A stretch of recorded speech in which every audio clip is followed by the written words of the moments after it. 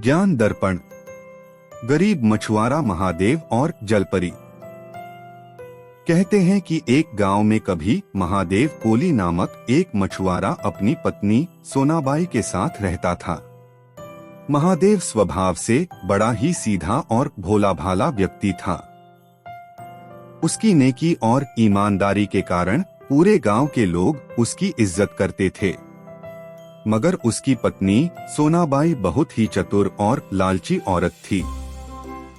महादेव बेचारा मच्छीमारी का काम करते हुए अपनी आजीविका चलाता था, साथ ही घर के पास स्थित अपनी खेती भी करता था। नदी के किनारे ही उसका अपना छोटा सा घर था, जिसे उसकी पत्नी झोपड़ी कहकर उसे ताने मारती थी। उस घर के चारों ओर उसने नारियल, सुपारी, काजू और आम के साथ अन्य कई प्रकार के पेड़ पौधे भी लगा रखे थे। महादेव को 2 लड़के थे, पर वे दोनों रोजी रोटी की खातिर शहर की ओर पलायन कर गए थे। महादेव धीरे धीरे बुढ़ापे की ओर बढ़ रहा था, इसलिए अपना काम ठीक से नहीं कर पा रहा था। उसकी पत्नी हमेशा उसे कोसती रहती, जिससे वह बड़ा परेशान रहता था। गरीबी और पत्नी की झिड़कार ने उसे और भी थका दिया था। इससे उसकी तबीयत भी खराब रहने लगी थी। पत्नी की रोज कोई ना कोई नई मांग होती या फिर पति द्वारा किए गए कामों को लेकर उलाहना देती थी। कुछ नहीं तो अपनी गरीबी का रोना रोती। इस तरह रोज नया बखेड़ा वह खड़ा कर देती थी। महादेव बेचारा चुपचाप सब बर्दाश्त कर लेता था। रोज सुबह वह जल्दी उठ जाता और घर के छोटे बड़े काम निपटाकर जाल लेकर नदी की ओर चल देता। फिर देर शाम ढले ही घर वापस लौटता था। पूरा दिन नदी में जाल डाले बैठा रहता। शाम होते होते जो कुछ मछलियां पकड़ में आती उन्हें बाजार में बेच देता और जो बच जाती उसे घर ले जाता। तमाम परेशानियों के बावजूद भी वह अपने इस जीवन से बड़ा संतुष्ट था। उस दिन भी महादेव हमेशा की तरह सुबह जल्दी उठा और जाल लेकर नदी के किनारे गया। काफी देर तक जाल डालकर बैठा रहा, पर उसके हाथ कुछ नहीं लगा। आज उसकी तबीयत भी कुछ खराब थी, इसलिए थककर वहीं नदी किनारे सो गया। देर शाम को जब उसकी नींद खुली तो देखा कि आज उसके पास एक भी मछली नहीं है। उसकी आंखों के सामने बार बार पत्नी का वह कसैला चेहरा घूम रहा था। आज तो वह मजबूर था। थकामांदा जैसे ही वह घर पहुंचा तो उसकी पत्नी ने देखा कि टोकरी तो खाली है। उसने पति की जेब टटोली, मगर कुछ नहीं मिला। अब उसका पारा 7वें आसमान पर था। आव देखा ना ताव और उस पर बरस पड़ी। महादेव ने अपनी पत्नी को समझाने की लाख कोशिश की, पर वह एक नहीं मानी। उसने तुरंत उसे नदी किनारे मछली मारने के लिए फिर से भेज दिया। महादेव को लगा कि इस आफत से तो अच्छा है कि नदी किनारे वह सुकून से सो जाए। उदास मन से महादेव नदी के किनारे पहुंचा और जाल डालकर बैठ गया। भूख लगी थी, इसलिए आसपास से फलों को तोड़कर खाने लगा। काफी देर बाद भी जब वह अपने काम में कामयाब नहीं हुआ तो जाल समेटने के लिए आगे बढ़ा। अरे, ये क्या? जाल में कुछ हलचल महसूस हुई। लगा जैसे कोई भारी मछली उसके जाल में फंस गई हो। उसने जोर लगाकर जाल खींचा। देखा तो वाकई एक बड़ी सी सुनहरे रंग की मछली फंसी थी। उस मछली के मुंह का आकार किसी सुंदर स्त्री जैसा था और शरीर का शेष भाग मछली की तरह था। उसने उसे बाहर निकाला और गौर से देखने लगा। अंधेरे में उस मछली की आंखें जुगनू की तरह चमक रही थीं। महादेव ने अपनी पूरी जिंदगी में ऐसी मछली कभी नहीं देखी थी। बड़े प्यार से उसने मछली को जाल से बाहर निकाला और उसे सहलाने लगा। आहट से वह सोनपरी मछली जाग गई और महादेव से बोली, हे मानव, मुझ पर दया करो और मुझे छोड़ दो। मैं जल की रानी जलपरी हूँ। अगर तुम मुझे छोड़ दोगे तो मैं तुम्हारे मन की हर मुराद पूरी करूंगी। महादेव को सुखद आश्चर्य हुआ कि वह मछली बोलती भी है। उसे लगा कि कहीं वह सपना तो नहीं देख रहा। उसने अपने आप को टटोला, फिर उसे यकीन हुआ कि यह एक हकीकत है। सामने वह सोनपरी मछली दया के लिए हाथ जोड़े खड़ी थी। बूढ़े महादेव को उस पर दया आ गई। मन की मुराद वगैरह की बात पर उसे भरोसा नहीं था, पर उसने कहा, मछली रानी, मैं तुम्हें एक शर्त पर छोड़ रहा हूँ कि जब भी मैं तुम्हें पुकारूं तुम आ जाना। मछली रानी ने महादेव की पुकार पर हाजिर होने का वादा किया। उसकी बात पर विश्वास कर महादेव ने उसे फिर से नदी में छोड़ दिया। खाली टोकरी लिए वह चुपचाप अपने घर लौट आया। उसकी पत्नी ने देखा कि टोकरी तो खाली है। वह उसे निकम्मा कहकर चिढ़ाने लगी और जोर जोर से चिल्लाने लगी।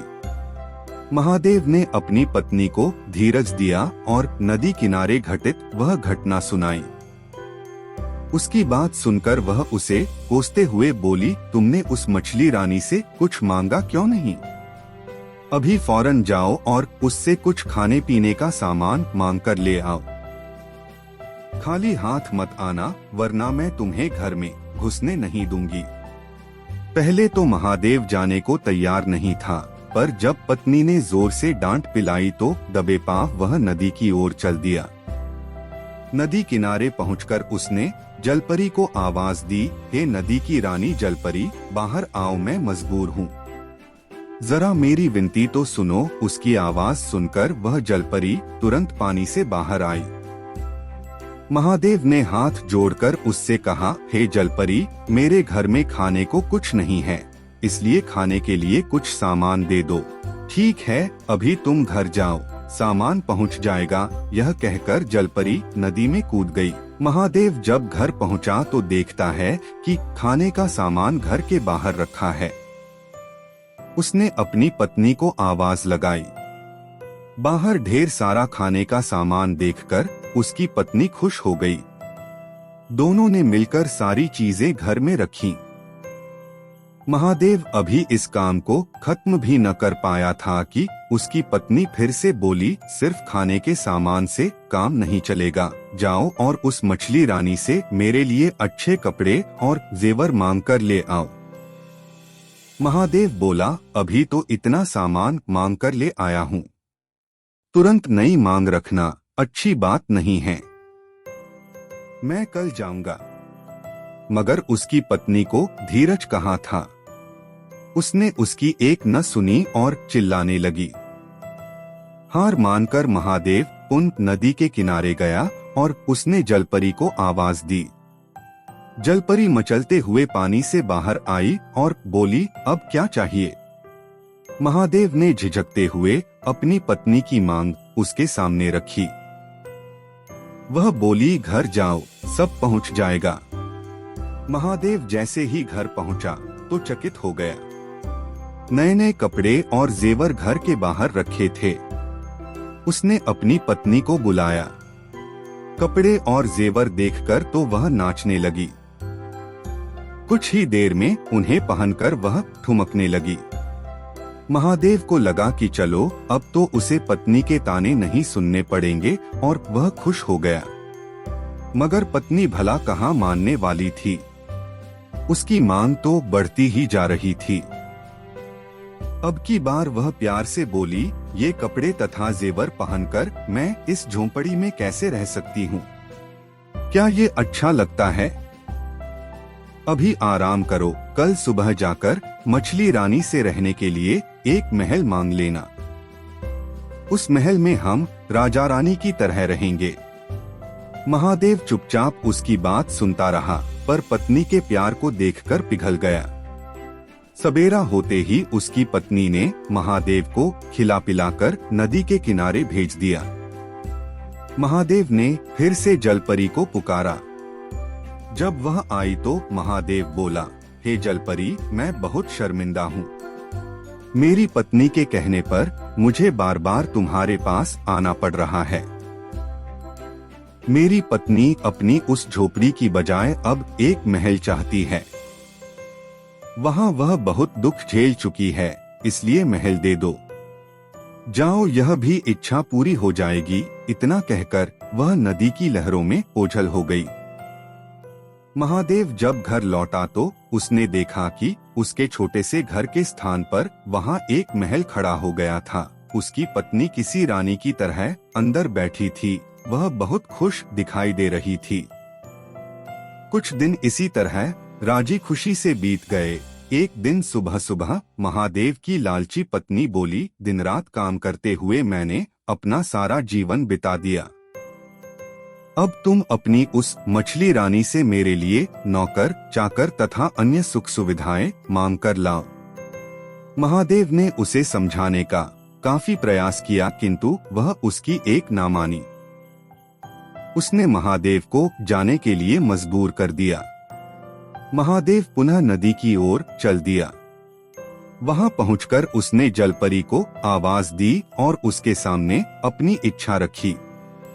मछली मुस्कुराकर उसकी दृष्टि से ओझल हो गई। महादेव कुछ समझ नहीं पाया। निराश होकर वह घर लौट आया। घर पहुंचा तो उसकी पत्नी किसी महारानी की तरह महल में बैठी थी और दासियां उसकी सेवा में लगी थीं। महादेव ने सोचा, चलो अब तो मेरी पत्नी संतुष्ट हो गई होगी। मगर कुछ ही दिनों में महादेव की पत्नी का लालच फिर से सिर उठाने लगा। एक दिन सुबह सुबह वह अपने पति से लड़ने लगी। तमतमाते हुए बोली, मैं कितने दिनों तक एक साधारण सी रानी बनी रहूंगी। अपनी उस जल की रानी से जाकर कहो कि वह मुझे पूरी पृथ्वी की महारानी बना दे। महादेव वहां जाने को कतई तैयार नहीं था। जब वह नहीं माना तो क्रोध में आकर उसकी पत्नी अपना आपा खो बैठी और नौकरों द्वारा पति को पिटवाकर घर से बाहर निकाल दिया। बेचारा महादेव किसी तरह रोते बिलखते नदी के किनारे पहुंचा। उसने जलपरी को फिर से याद किया। मुस्कुराते हुए जलपरी ने पूछा, बोलो, अब तुम्हारी पत्नी की क्या इच्छा है? महादेव बोला, हे जलपरी, अब मैं तंग आ चुका हूँ। आज तक अपनी पत्नी के कहने पर ही मैं सब कुछ मांगता रहा, किंतु अब मेरी एक इच्छा है। जलपरी मुस्कुराकर बोली, कहो, निसंकोच होकर बोलो, क्या चाहिए तुम्हें? वह इच्छा भी पूरी हो जाएगी। महादेव ने हिम्मत की और बोला, मेरी तो अब बस इतनी सी इच्छा है कि ये धन दौलत, नौकर चाकर, महल इत्यादि सब कुछ तुम वापस ले लो और मुझे इस माया से मुक्त कर दो। मुझे मेरी पहले वाली वह झोपड़ी तथा जाल लौटा दो। इस धन ने मेरे जीवन का सारा सुख चैन छीन लिया है। मेरी पत्नी का लालच दिन प्रतिदिन इसी तरह बढ़ता ही जाएगा और मैं आत्मिक रूप से कंगाल हो जाऊंगा। संभव हो तो मेरी पत्नी को सुधार दो और मेरे परिवार के साथ ही साथ इस नगर वासियों को भी सुख शांति से जीवन जीने का वरदान दो। जलपरी सारी बात समझ गई और बोली, ठीक है, यदि तुम्हारी यही इच्छा है वो ऐसा ही होगा। साथ ही मैं तुम्हारी इस समझदारी की दाद देती हूँ। महादेव अपने घर लौट आया। उसने देखा कि महल के स्थान पर उसका वही छोटा सा घर मौजूद था जिसे उसकी पत्नी झोपड़ी कहती थी। अंदर जाने के बाद उसने देखा कि उसकी पत्नी आराम से सो रही है। उसने उसे जगाया। उसकी पत्नी आंखें मलती हुई उठी और चकित होकर चारों ओर देखने लगी। महादेव ने उसे समझाया, जिस व्यक्ति को जीवन में संतुष्टि नहीं होती वह कभी सुखी नहीं हो सकता।